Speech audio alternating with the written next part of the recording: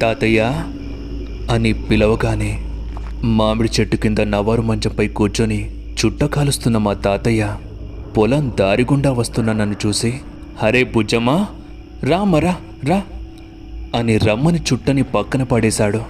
నేను తాతయ్య దగ్గరికి వెళ్ళి మంచంపైకెక్కి కూర్చోగానే తాతయ్య ఆప్యాయంగా దగ్గరికి తీసుకొని, బుజ్జమ్మా, ఇంత రాత్రిపూట ఒక్కదానివి ఇక్కడికెందుకొచ్చా, భయం వేలేదా అని అడిగాడు.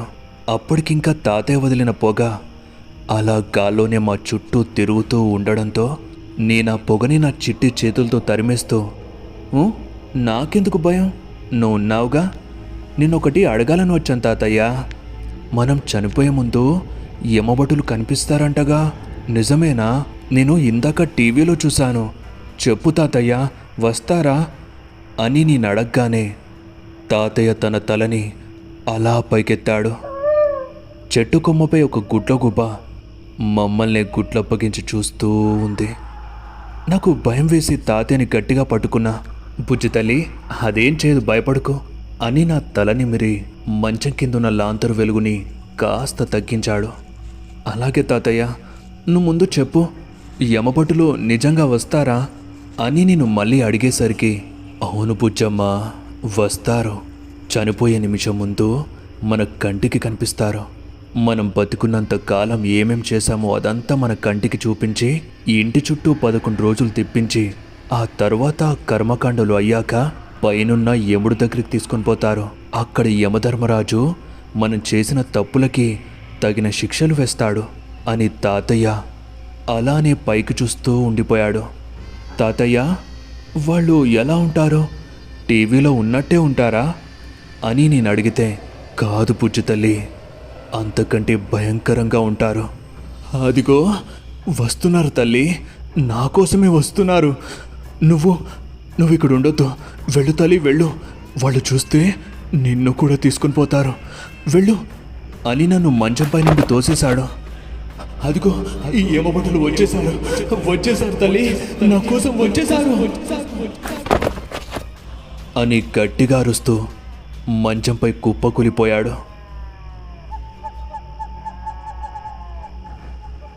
ఆ గుడ్లగూబ అక్కడి నుండి ఎగిరెళ్ళిపోయింది. తాతయ్య, నాకేంటి ఇలాంటి కలపడింది? తప్పు, మా తాతయ్య నిండు నూరేళ్ళుండాలి అని మంచంపై లేచి కూర్చోగానే ఈ టైంకి సుప్రభాతం వినిపించిన నా చెవులకి చిన్నగా చాలామంది ఏడుస్తున్నట్టు వినిపిస్తోంది. గుండెల్లో ఏదో తెలియని భయంతో నా గది నుండి బయటకొచ్చి చూశాను. అందరూ మేడపై ఉన్న తాతయ్య గది ముందు గుమిగూడి ఏడుస్తూ ఉన్నారు. నాకప్పటికే ఒళ్ళంతా చెమటలు పట్టేశాయి. ఇక మెల్లిమెల్లిగా అడుగులు వేస్తూ పైకి వెళ్ళి తాతయ్య గదిలోకి వెళ్ళి చూడగానే తాతయ్య చలనం లేకుండా పెద్దగా కళ్ళు తెరిచి పైకి చూస్తూ నిద్రపోతూ ఉన్నాడు. పక్కనే నాన్నమ్మ గుండెలు బాదుకుంటూ ఏడుస్తోంది. చుట్టూ అమ్మ, నాన్న, అత్తయ్య, మామయ్య వాళ్ళు అందరూ ఏడుస్తూ ఉన్నారు. ఘోరంగా వినిపిస్తున్న ఆ ఏడుపులను తట్టుకోలేక చెవులు మూసేసి వణుకుతున్న కాళ్లను అలానే ముందుకు వేస్తూ తాతయ్య దగ్గరికెళ్ళి చేతిని ముట్టుకోగానే తాతయ్య చెయ్యి ఐస్ కంటే చాలా చల్లగా మారిపోయింది. ముఖం కూడా నల్లగా మారిపోయింది. నాకు భయం వేసి వెనక్కి వచ్చేశా. మునుపటిలా తాతయ్య అసలు లేనేలేడు. నోట్లోకి ఈగలు వెళ్తుంటే నాన్నమ్మ కొంగుతో ఊపుతోంది. నాన్నమ్మ, తాతయ్య ఏంటి ఇలా అయిపోయాడు, లేవమని చెప్పు నాన్నమ్మ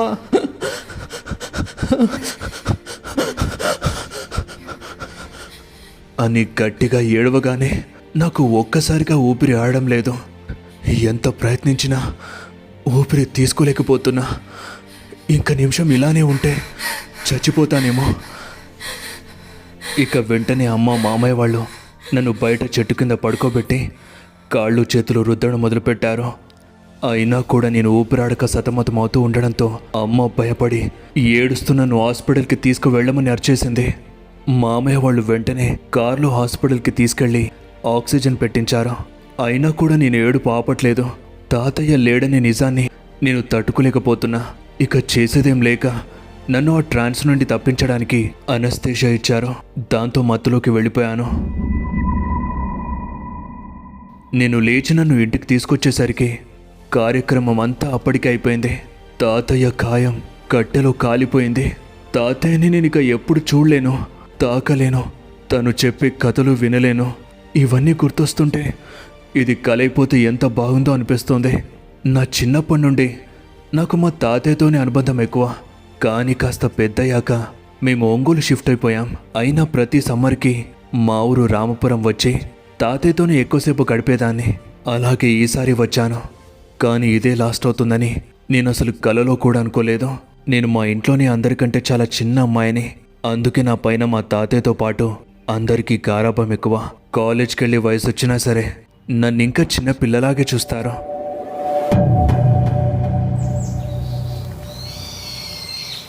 ఉదయం అయిపోయింది.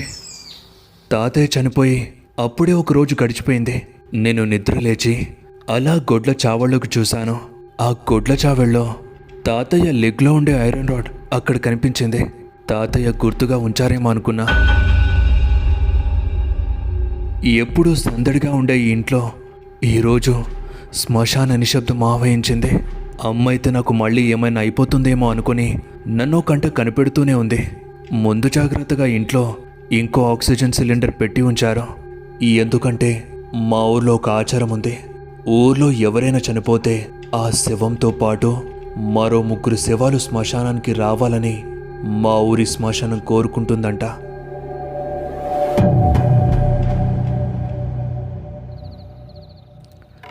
ఆ రోజు రాత్రి 11 దాటిపోయింది.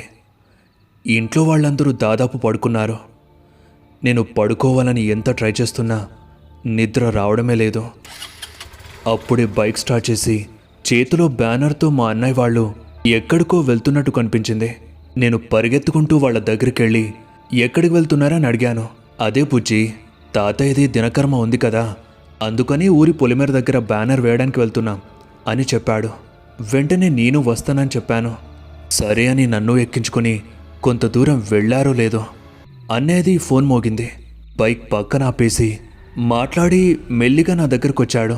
బుజ్జి, నువ్వు పీరియడ్స్లో ఉన్నావా అని అడిగాడు.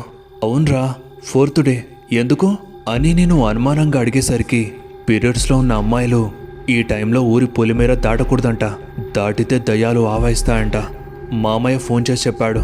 పద, నేను ఇంటి దగ్గర దిగబెట్టేస్తాను అని అన్నయ్య అనగానే, ఏం వద్దురా, దగ్గరేగా, నేను వెళ్తాలే అని నేను అనేసరికి నన్ను అక్కడే దించేసి వెళ్ళిపోయారు. మా ఇల్లు కొద్ది దూరమే కాబట్టి నేను మెల్లిగా నడుచుకుంటూ వెళ్తున్నా. ఇలాంటి టైంలో నేనెప్పుడు బయట తిరిగింది లేదు. అప్పుడెప్పుడో చిన్నప్పుడు తాతయ్య కోసం పొలానికి వెళ్ళేదానంట. అప్పుడు చీకటంటే ఏంటో తెలిసేది కాదుగా. కానీ ఇప్పుడు నా చుట్టంతా చాలా చీకటిగా ప్రశాంతంగా ఉంది. కంటికి ఒక్క మనిషి కూడా కనిపించట్లేదు.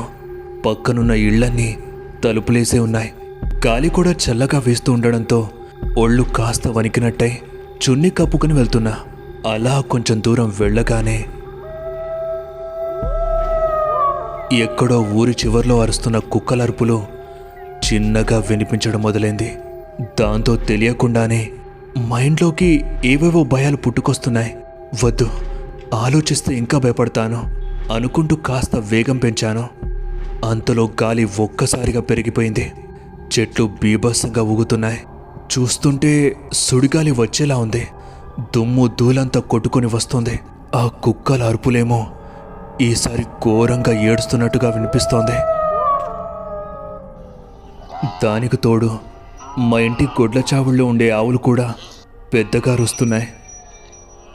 చుట్టూ ఉన్న చీకటి ఇంకా కటిక చీకటిగా మారిపోయింది. నాకేమో భయం మరింత పెరగసాగింది. అన్నయ్య వాళ్ళు ఇంట్లో దిగబెడతా అన్నా కూడా నేనే పిచ్చిదానిలో వద్దని చెప్పా. చా అని నన్ను నేను తిట్టుకుంటూ ఉండగా అప్పుడే వెనకాల బైక్ వస్తున్నట్టుగా సౌండ్ వినిపించింది. అన్నయ్య వాళ్ళు నా కోసం తిరిగొచ్చేశారనుకొని వెనక్కి చూశాను. విచిత్రంగా నాకు దగ్గరలో ఎలాంటి బైకు కనిపించలేదు. నా గుండె వేగం మరింత పెరిగిపోతూ ఉంది. నేనిక ఇలానే భయపడితే నాకు మళ్ళీ ఊపిరాడదు. వద్దు, భయపడొద్దు అనుకుంటూ కంట్రోల్ చేసుకుంటూ ఉన్నా. ఇక అలానే ముందుకు వెళుతూ ఉండగా నా వెనక ఎవరో వస్తున్నట్టు అచ్చం మా తాతయ్య దగ్గినట్టే నా చెవులోకి వినిపించింది. గుండె ఆగి చూడాలా వద్దా అనుకుంటూ వెనక్కి మెల్లిగా తిరిగి చూస్తే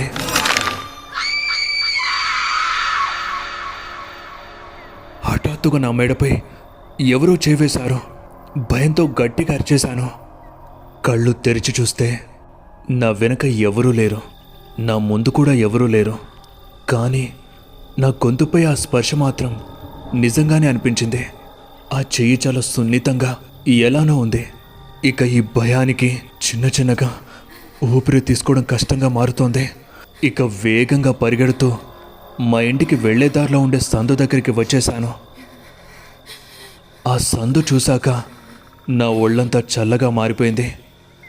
ఎందుకంటే మొత్తం చిమ్మ చీకటి. అసలు సందులో నుండి నేను వెళ్ళగలనా అని భయంతో చూస్తూ ఉండగానే, భుజమ్మా, ఈ చీకట్లో ఎక్కడికి వెళ్తున్నా? ఇంట్లోకి పద అంటూ మా అమ్మ గొంతు ఆ సందులో నుండి వినిపించింది. మా అమ్మ గొంతు వినగానే పోతున్న ఊపిరి తిరిగొచ్చేసింది. ఆ సందులో అమ్మ నిలబడినట్టు కొంచెం కొంచెంగా కనిపిస్తూ ఉంది. ఇక ధైర్యంగా అమ్మ దగ్గరికి వెళ్తూ ఉండగా, భుజమ్మా, వద్దమ్మా, వెళ్ళొద్దు, అది మీ అమ్మ కాదు అని ఒక ముసలి గొంతు నా వెనక నుండి వినిపించింది. ఒక్కసారిగా ఒళ్ళంతా వణికి వెనక్కి చూశాను. పొగలాంటి తెల్లని ఆకారం గాలిలో కదులుతూ ఉంది. భుజమ్మా, అది దయ్యమే, ముందు ఇక్కడికి రా, రావే రా అని అమ్మ అరుస్తోంది. అవును, అది అమ్మ అరుపే, నాకు బాగా తెలుసు అంటూ నేను సందులోకి వేగంగా వెళ్తూ ఉండగా, బుజ్జి తల్లి, నేను చెప్పేది విను, అది మీ అమ్మ కాదు, నేను తీసుకుపోవడానికి మీ అమ్మ రూపంలో వచ్చిన ఆత్మ. నా మాట విను బుజ్జమ్మా అని ఆ పొగ నుండి మాటలు వినిపిస్తున్నా సరే నేను వినిపించుకోకుండా అమ్మ దగ్గరికి వచ్చేశాను. దగ్గరికి వెళ్ళి అమ్మని పట్టుకోగానే చాలా చల్లగా అనిపించింది. ఎలాగంటే తాతయ్యని పట్టుకున్నప్పుడు ఎలా అనిపించిందో అచ్చం అలానే. వెంటనే దూరంగా జరిగిపోయాను. కానీ అప్పుడే మా అమ్మ నన్ను బలంగా నా చేయిని పట్టేసుకుంది. నా మణికట్టులోని నరాలన్నీ చాలా నొప్పెడుతున్నాయి. అమ్మా, నొప్పేస్తుందమ్మా, వదులమ్మా అని ఎంత అరుస్తున్నా అమ్మ వదలట్లేదు. పైగా అసలు నోరు కూడా తెరవడం లేదు. అమ్మ వదులమ్మా, అమ్మ వదులు అని ఎంత అరుస్తున్నా వదలట్లేదు. అసలు అది అమ్మ కాదేమో అనిపిస్తోంది. అప్పుడే మా ఆవులు ఇంకా గట్టిగా అరుస్తున్నాయి. ఇంతలో ఆ పొగ నా దగ్గరికి వేగంగా వస్తూ ఉంది. నేను ఎంత ప్రయత్నిస్తున్నా మా అమ్మ వదలట్లేదు. నాకు శ్వాస తీసుకోవడానికి కష్టంగా మారుతోంది. అమ్మా, అమ్మా, నాకు ఊపిరి ఆడడం లేదమ్మా, అమ్మ వదులమ్మా అంటూ ఊపిరి తీసుకోవడానికి ప్రయత్నిస్తూనే ఉన్నా. నా వల్ల కావడం లేదు. నెమ్మదిగా కళ్ళు మూతలు పడుతూ ఉన్నాయి. ఊపిరి ఆగిపోసాగింది. చివరగా గట్టిగా ఊపిరి వదిలే టైంలో ఆ పొగ నా దగ్గరికి వచ్చేసింది.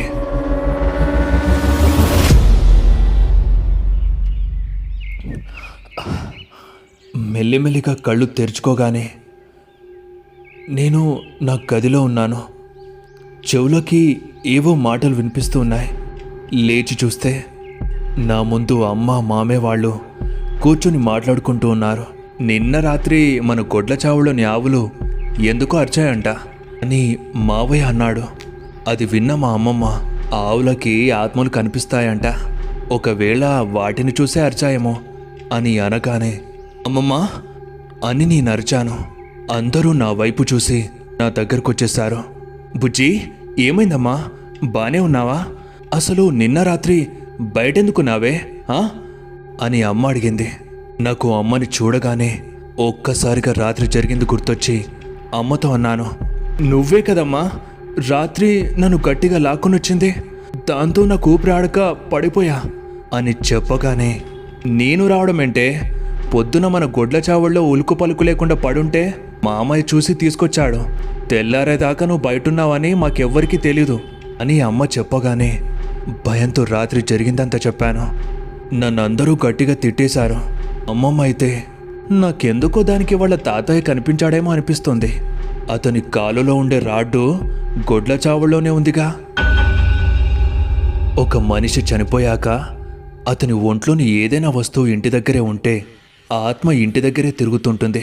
అందుకనేమో దాని తాతయ్య కూడా ఇక్కడే తిరుగుతూ ఉన్నాడు అని చెప్పగానే నాకు నిజమే అనిపించింది. ఖచ్చితంగా ఆ పొగ రూపంలో వచ్చింది మా తాతయ్య అనుకుంటా. చూస్తూ ఉండగానే 11 రోజుల కార్యక్రమం కూడా అయిపోయింది.